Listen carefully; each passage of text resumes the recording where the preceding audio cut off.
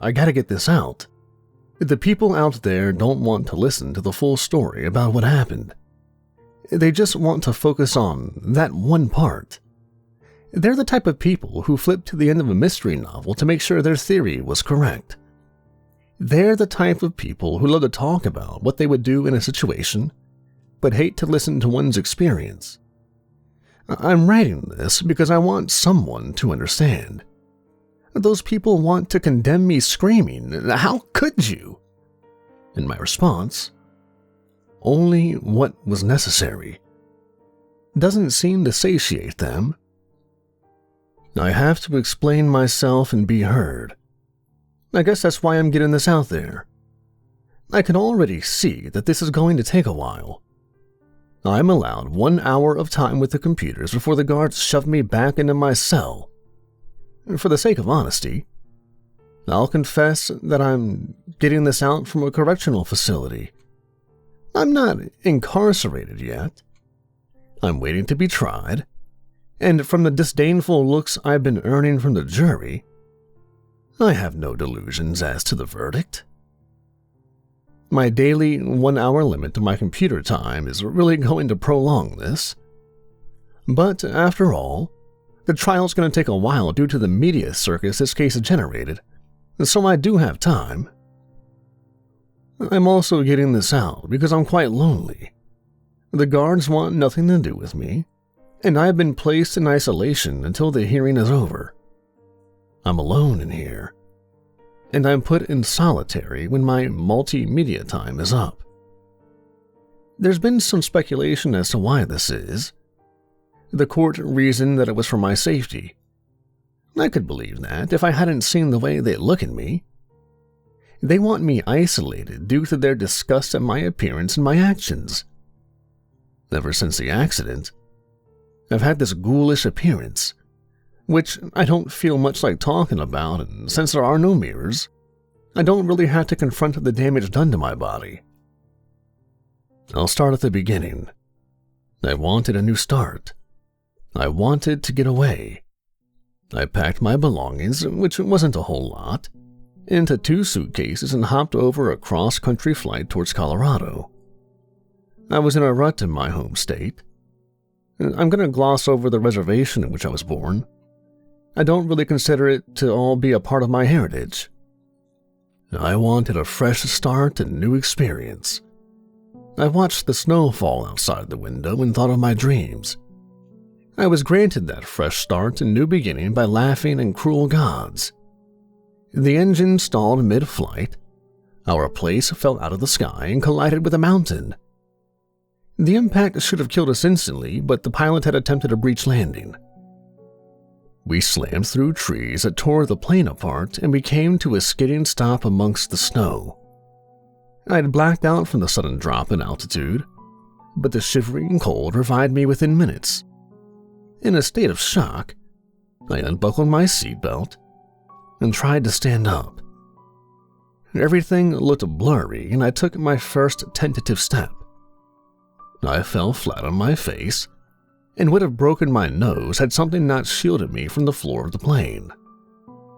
My hazy vision returned to me in increments, and I recognized I had collapsed on someone. I began to apologize profusely as my vision cleared, and I noticed that my apologies were falling on deaf ears. The dead are unable to hear. The man, what remained of him, had been horizontally bisected by a seatbelt and laid in 2 messy pieces on the cabin floor. His death was a quick one. He bled out in seconds while others filled the air with their moanings and supplications to gods who were no longer listening. The first thing I did was move around the plane and check on the other passengers. Most were concussed and looked like they would never wake up due to their injuries. I guess I'm lucky that I was in the middle of the plane and wasn't whipped around as badly as the others. Most of the passengers were lost causes. One woman had been lashed forward into the fold-down tray, which had pierced her neck and killed her relatively quickly.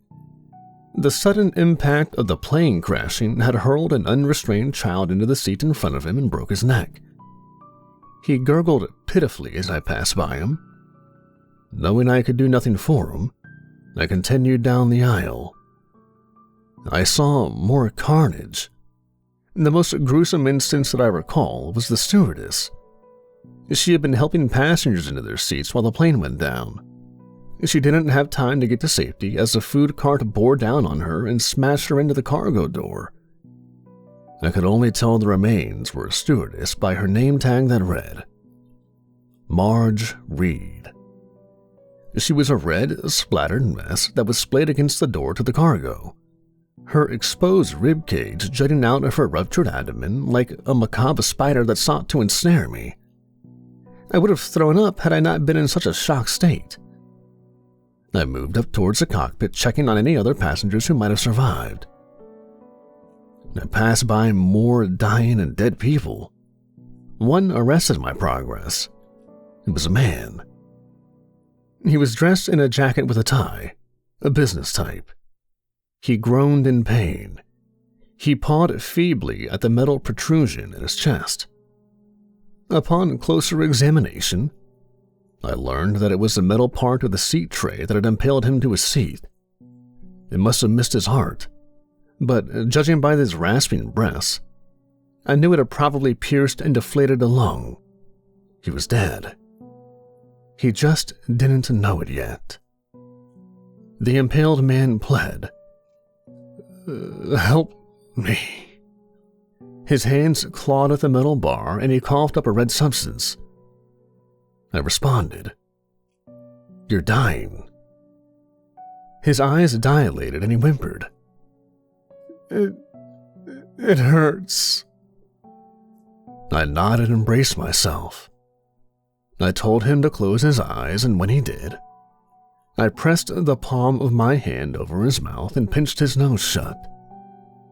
He shifted in his seat and tore the wound in his chest deeper.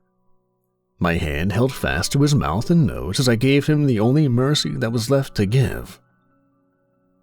It didn't take long for his struggling to still. I held my hand over his mouth for a few moments longer until I was sure. Once I knew he was dead, I threw up in the aisle. I continued walking. Most of the other passengers were beyond help, but their end was a fast approaching and merciful thing. They had only minutes left as opposed to the impaled man who might have lived through his injuries for a few agonizing hours before finally giving up the ghost. The door to the cockpit was stuck. I ran my shoulder into it a few times before it gave way enough for me to look in. I didn't like what I saw. The nose of the plane had collided with the side of the mountain and the cockpit had taken the brunt of the damage. It had crumpled like it had been in the hands of an angry god. Through the wreckage, I could see only a few things to confirm that there had actually been someone in the cockpit, one of which was a hand sticking out of the crumpled metal. It twitched spasmodically, and I lied to myself and said that it was the electricity from the sparking equipment galvanizing the body. I returned to the cabin of the plane, unwilling to stay as a witness to the gruesome scene before me. It was as I started down the airplane aisle again that I first became aware of the cold. It cut through to my core and sent me shivering. I looked to my right and noticed there was a massive ragged hole in the side of the plane where the wing had once been attached. The cold air was blowing in and throwing a few wayward snowflakes into the aisles. A sound snapped my head up towards the back of the plane. Someone was in the lavatory, but the food cart was blocking their exit and trapping them inside. I pulled the cart aside, wincing as the wheels dragged through the messy remains of Marge. The man hobbled out of the bathroom. He had a few bruises and bumps, but he was going to survive. He walked with a limp, which made me assume that he had pulled something or injured himself in the crash. He introduced himself as Jim Donner, and I was about to give him my name, and a shout of surprise interrupted me. There was another survivor. The other survivor, who only addressed himself as Tamsin, had just regained consciousness next to the corpse of another passenger. We managed to wrestle him out of his seat, and Jim slapped some sense back into him.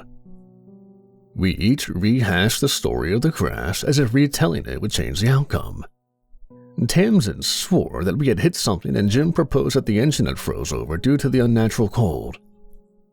It was at that suggestion that the thought dawned on us that we would freeze to death if we didn't do something about it. We began pulling luggage from the overhead and blocking up the gaping hole in the side of the plane. This helped prevent some of the cold air from blowing in and to keep predators out. The sudden onset of adrenaline that we each experienced at the start of the crash had ebbed away, and we were now just enervated. We spent the first night huddled together for warmth in the aisles, surrounded by the dead, while the wind howled at us through the wreckage of our plane. That night, I dreamt of the pilot's hand sticking out of the wreckage. It twitched to life and began to beckon me with its fingers as if inviting me somewhere. I didn't sleep so well for the rest of the night. We raided the food cart for food and ate chips while discussing our plans. I knew that the airport would know something went wrong when we didn't arrive and they'd come for us. Tamsin disagreed and pushed us to leave the wreckage and seek salvation. Jim opposed this, and that was when Tamsin became agitated. Tamsin told us that he wasn't going to stay in the steel coffin to freeze and starve to death, and that he was going to leave and find help. I was about to point out the ridiculousness of venturing outside without protection against the elements when Tamsin put his plan into motion. He began stripping the dead of their clothes and wrapping them around himself. He made an effective coat against the snow. He wished us luck before venturing outside with nothing but a bag of airplane chips, a bottle of water, and his makeshift coat. I never saw Tamsin again after that. I would later find out why Jim was against the idea of walking to freedom. In the plane crash, he had injured his leg. He rolled it and dislocated his ankle. By the end of that day, his ankle was swollen to the size of a softball, and the slightest movement was agonizing. The shock of yesterday had covered the pain, and now that the adrenaline was gone, he was effectively disabled. It all fell on me to care for him and try to survive. I took advantage of Tamsin's ideas and undressed the rest of the corpses to fashion a makeshift coat for Jim and me. I then began the less than pleasant task of moving the corpses back into the cargo hold. The hardest part of that job was dealing with Marge's corpse. I was almost afraid to touch her body, because she looked like one of those monsters from John Carpenter's The Thing. While I dragged the 57 deceased passengers into the cargo hold, Jim was taking stock of the food and water. When I finished, he told me the news that I already knew. We had enough food for 2 more days. We crashed after in-flight service and the reserves were depleted. At the end of the 3rd day, we were out of food. During those days, we speculated about how far away our rescue was. Jim told me that they were only a few days away, but I knew better. If they hadn't found us for 3 days, they had no clue where we were, and the search could take weeks. In my darker moments, I wished I had joined Tamsin and abandoned Jim. It would have been a lot quicker, one way or the other. After depleting our stock of food, our discussions began to grow darker. He spoke of death and the hopelessness of our situation. I knew that Jim's ankle had now swollen to the size of a grapefruit and hurt him so badly that he was drinking his way through the plane's minibar to ease the pain. The alcohol self-medicated him, but it made him have to use a lavatory frequently. I had to help him up, which hurt his leg and made him want to drink more. It was a vicious cycle. When he was drunk one night, he told me that we had to survive one way or another. He proceeded to suggest that we eat the corpses of the other deceased passengers. By then, a week had passed without food, and my stomach was filled with a dull hurt. I told Jim that the thought was insane. I waited until he passed out before I snuck back into the cargo to examine the corpses. They were practically naked save for their underwear, and their skin was covered in frost and frozen. They had begun to rot, and there was no way we could eat them without getting sick. The smell of the decomposed bodies was so pungent that I almost threw up in the hold. The cargo hold wasn't like the insulated main cabin of the plane, which is why we had been able to survive for so long. When I returned to the little nest of clothes I had made, Jim was awake. He read my expression. They're rotten.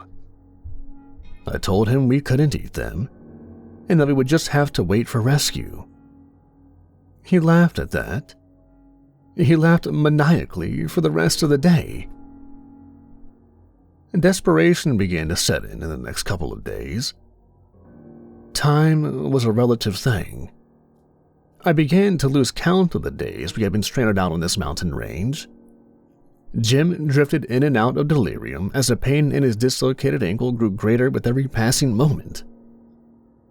He had moments of clarity where he was able to form coherent sentences and befuddled moments where he only laughed or wept for hours. I retreated into myself as the hunger slowly began to eat me from the inside out. The jury wants to know when I made my fiendish decision and how I came to it. I can't give an exact time or sentiment. The days had settled into a dull malaise, and the nights had contorted into nightmarish phantasms of hands in the wreckage and rib cages closing around me like teeth. I felt nothing. I existed in a semi-conscious, stupefied state. All I can tell you is that, before I did what I did, I lifted up the slat and looked out at the frozen landscape. No one was there, and I was all alone. I made my decision. I drank a tiny bottle of Jack Daniels to steel myself.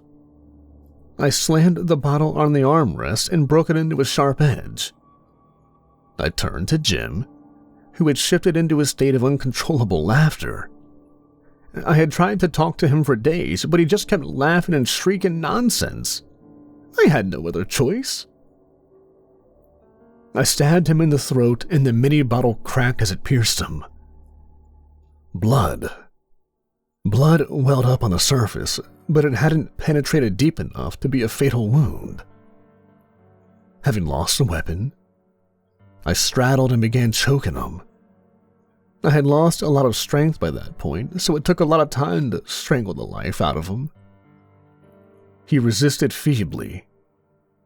His hands beat at me, but I was wrapped in clothes and barely felt it. I continued to choke him until I was sure he was dead. His eyes rolled back in his head, and his struggling stopped.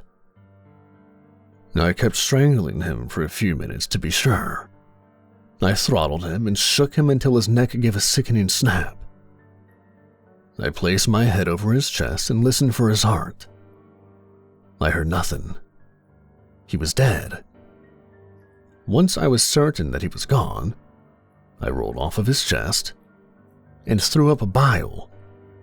I was hunched over on the ground. I wet bitter tears into the bile. There was nothing of any substance in my stomach to begin with, but I knew that I was about to fill it in the most macabre way possible. My hunger overtook me. I knelt over to his open wound and placed my lips over it. The feeling of having something warm after what felt like an eternity of living in the frigid environment coursing down my throat filled me with such a vigor. Once I had quenched myself with the copper and crimson elixir, I set to the grisly task of separating the flesh from the bone. I had nothing to aid my task but my hands and teeth. I tore the flesh of my friend off in hunks with my teeth. I won't be able to describe it in any more detail as I have already done. I'm ashamed of it, but if put in the same situation all over again, I would do the exact same thing. After eating Jim Donner, who had been my only source of companionship in the desolate ruins of the plane, I lost all semblance of sanity. I drifted. No, I divorced myself from reality. I returned to a sort of primal state. I was a feral and fiendish creature. I don't know how much time had passed when I was in this primordial state. I don't know if days or weeks had elapsed since I consumed my friend before help finally arrived. I only know the circumstances in which my rescuers found me. Judging from their witness testimony, they breached the plane through the massive hole in the side. They had to tear out the luggage barricade that we had erected. At first, the search and rescue team thought that there were no survivors. They did a search of the aisles and found nothing. It was when they moved into the cargo hold that they had found me and the other passengers. The cargo hold was dark. They couldn't see anything, so they had to use their flashlights. Before they could switch them on, many attested to having heard a sickening crack. When they finally trained their lights on me, I had just broken open the bone of one of my fellow deceased passengers. My mouth was firmly attached to the woman's fractured femur, and I was sucking the marrow out of it. The light startled me out of my state. At first, I thought that the light from their flashlights was a product of my fevered dreams. It was only until I looked up at them and into their faces that I knew I wasn't hallucinating. They looked at me in a mixture of shock, terror, and disgust at having seen me at my most human state. They weren't sure if I was man or monster. I'm still not sure of that myself. I don't know how long I had been in the cargo hold, but I am aware of a few things. At some point, I had stripped off my makeshift coat. I must have been in the cargo hold for at least a couple of days, feeding off of the marrow of the passengers' corpses. The cargo wasn't insulated. It was so cold in there, but I couldn't leave.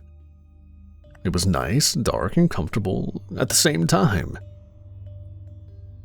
They took me back to civilization, a shell of my former self. My first concrete memory of being back in civilization was when I first caught sight of the monster. They had put me up in a hotel for the night while they decided what to do with me. They wanted to charge me with murder and desecration. I couldn't think of anything to do, so I paced in my room for hours. It was in this boredom that I first caught sight of the monster that plagues me to this very day. I was still pacing when I first saw it. It was a fiendish and grotesque thing.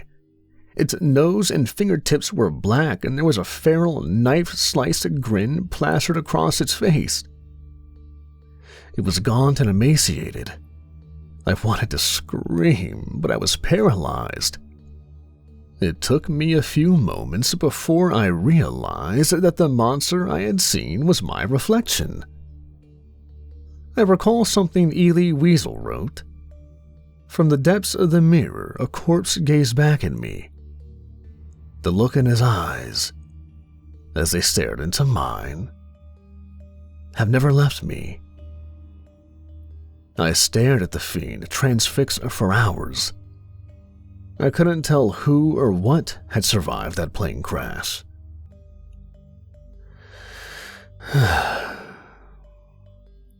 That's my story. This will be my last day in here. Tomorrow morning I'll be gone. The image of the jury standing and declaring me innocent of murder is burned into my mind. He stood and said, "We, the jury, find the defendant, Kenionis, Mr. Blackwood, to be innocent due to extenuating and debilitating circumstances. Tomorrow, I will be released back into the world." To be truthful, I'm ambivalent about the verdict. I'm not sure if I should be released back into the world. A part of me yearns to be free, and another part of me demands that I be caged.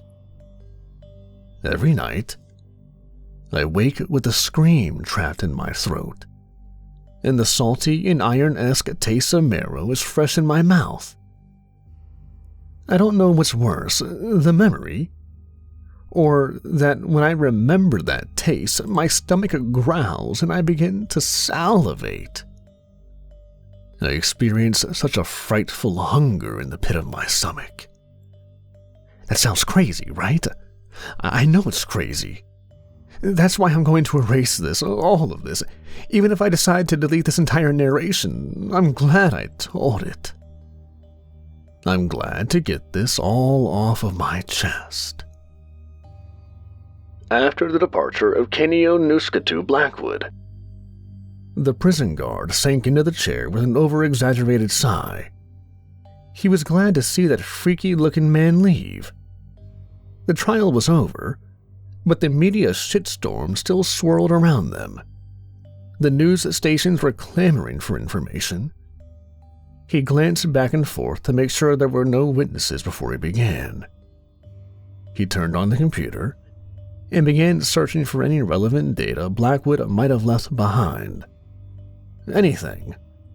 A letter or email to family or friends would fetch a high price with them. The guard found no email, but he did manage to recover a document that had been deleted hours before Blackwood was released back into the world. The prison guard leaned forward and began to read the document with a hungry expression on his face. This would fetch a high price indeed.